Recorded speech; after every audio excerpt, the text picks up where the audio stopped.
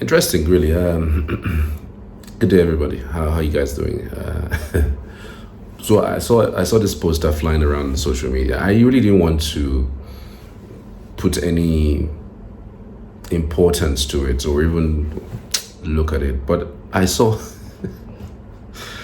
some persons talking roundly about it. Peter will be running with Natasha Akpoti because of what has happened. I I don't know if I felt like whether it's anger or whether it's stress or whether it's I couldn't explain what I felt having to see people who are supposedly politically matured speak about Peter Obi and Natasha. Do you guys think we're joking? Like Peter Obi and Natasha against Jagaban?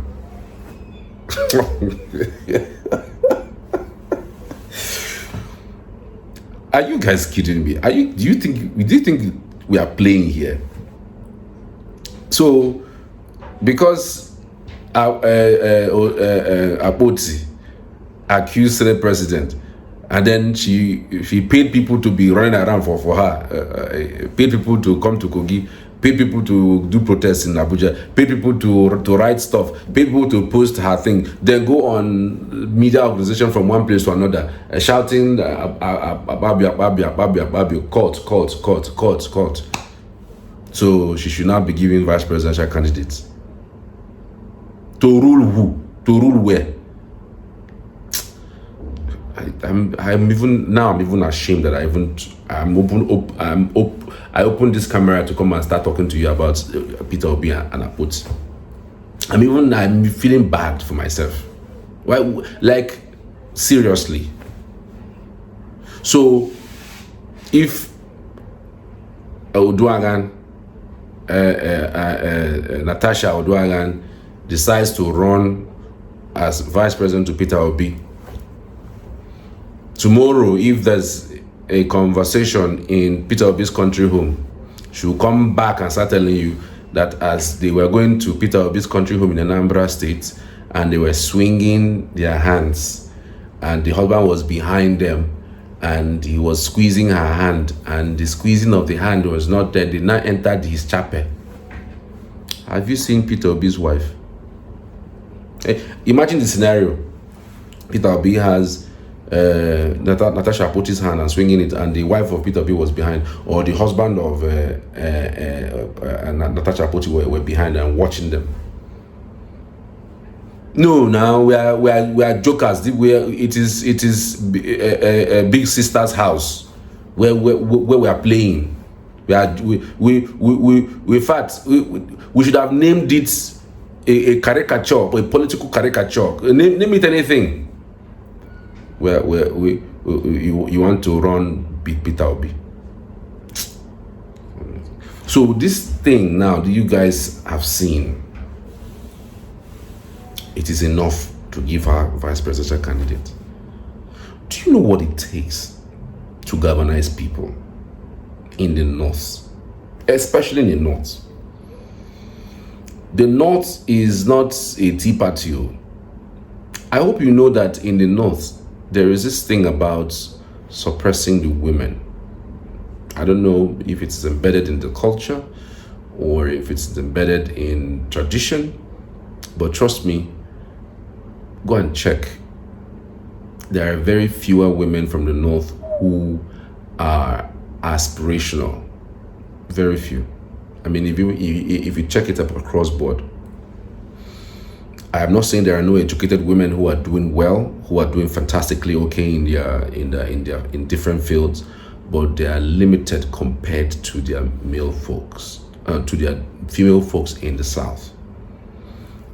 A southern woman would want to aspire much more than the northern woman. Let's be clear on that. There's no gainsaying it, but I'm just telling you. So for her, in that space, for her to even aspire to become a senator, I keep saying it's a thumbs up. She's a strong woman, no two ways about it. But to go and start speaking to her fellow women in far northwest, where the numbers are, we have 7 states in the northwest that she would at least win. That is too bad. Two states at least, win 2 states from the northwest too, because you have 7 states and you have nothing less than around 6 to 10 million votes from that zone alone. So with this, even the resentment that comes with women hating women, you guys think that politics in Nigeria is a tea party? In other countries, in other climes, in fact, she has done even too much. In other climes, she would have been. See how they are celebrating Badenoch in UK. See how everybody is shouting her name. What has she done? Just speak English and be opposition. That's all. But Natasha has done much more than what Badenoch has done. I can tell you for free. Speaking to power, asserting herself and speaking strongly against what she felt was done to her. But no, not in Nigerian politics. Can she withstand the power, the strength, the victory, since she has been speaking? And Senate President, because of who he is, number 3 man in the country, they keep telling him ignore, and he keeps ignoring. You are throwing tantrums at this guy. Every day you are calling his name. Every day you are shouting his name. Every day you are in this media, in other media, calling his name, doing you this, doing this. Imagine that election period. It's not going to be this easy. It's not going to be just you talking, going to different media. That media that you have gone to, they will go there and debunk whatever you have said, and even call you names and bring back everything that you have done in the past. And trust me, because Nigerian politics, nothing is held back. They will bring your personal life into the matter. It's not this one that people are doing. They will even divide your family. Oh God. I beg, we cannot talk this thing. I beg. We cannot talk. And does she even have the political stability? Political stability. What I mean by emotional stability to do that. You and I know what has happened in the Senate would have been better taken care of. Sometimes in politics, they say there's a time to draw the line. I mean, there's a time to just stop the fight, retract a bit, and come back. You and I know, those who are supporters of Natasha, that issue that happened in the Senate would have been treated better. Let's be clear. You and I know that she would have still been in the Senate and fighting her things silently if she did not go head on and was shouting because they changed your seat. And it was only an afterthought because that seat was changed and was changed by other persons. Their seats were also changed. They didn't shout the way you shouted. It was only an afterthought because your seat was changed. If your seat was not changed, you wouldn't have brought forth the so-called sexual harassment case. True or false, auntie? Let's be.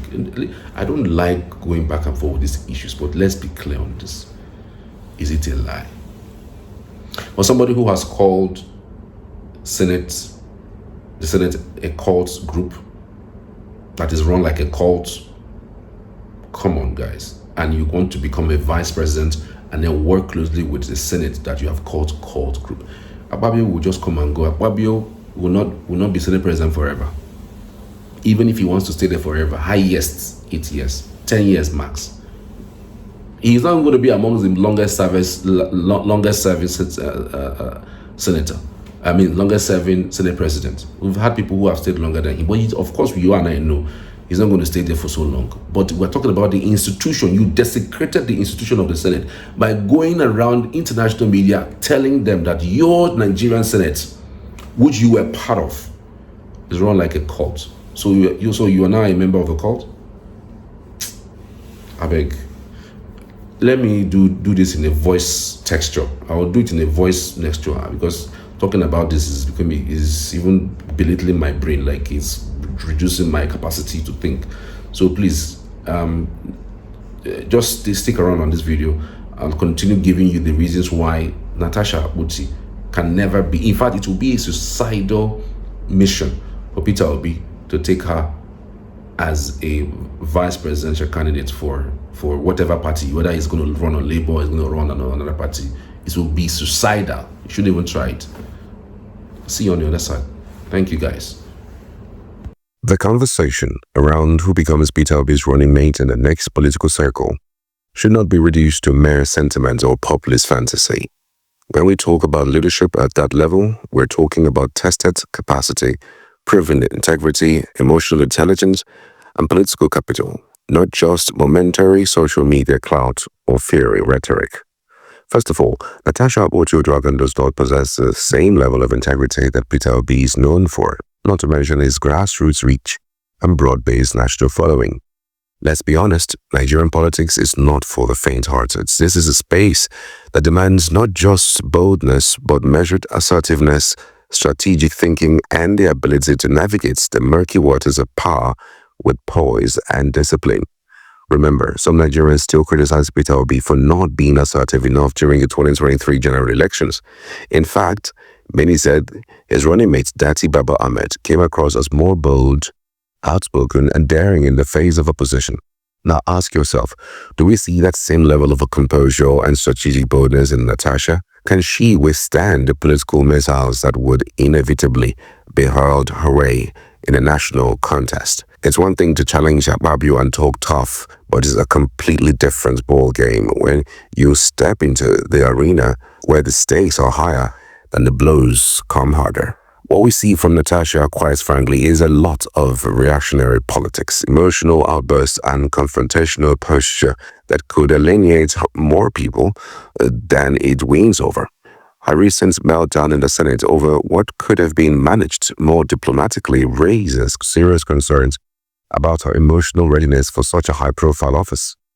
We saw her emotion go into overdrive, and rather than appearing strong, she appeared overwhelmed.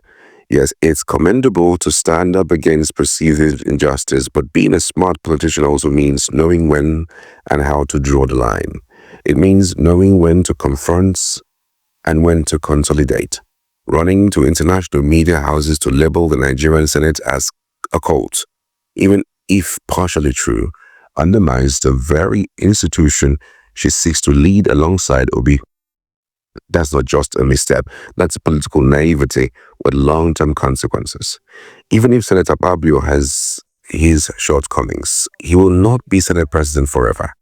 But the damage to the reputation of the Nigerian Senate as an institution lingers long after personalities are gone. How can someone who derides the Senate as a cult convincingly campaign to become vice president of a country whose constitutionally mandated responsibilities include working closely with the same Senate? And let's go to the more strategic parts of this conversation. What exactly is Natasha's political capital? What track record of public service does she have? Can she command votes across Kogi and broader North Central region? Politics, especially at the presidential level, is about numbers, voter base, influence, followership, and capacity to galvanize grassroots support. Does Natasha tick those boxes? The answer, truthfully, is no. In fact, there are serious concerns about her consistency, discipline, and commitment.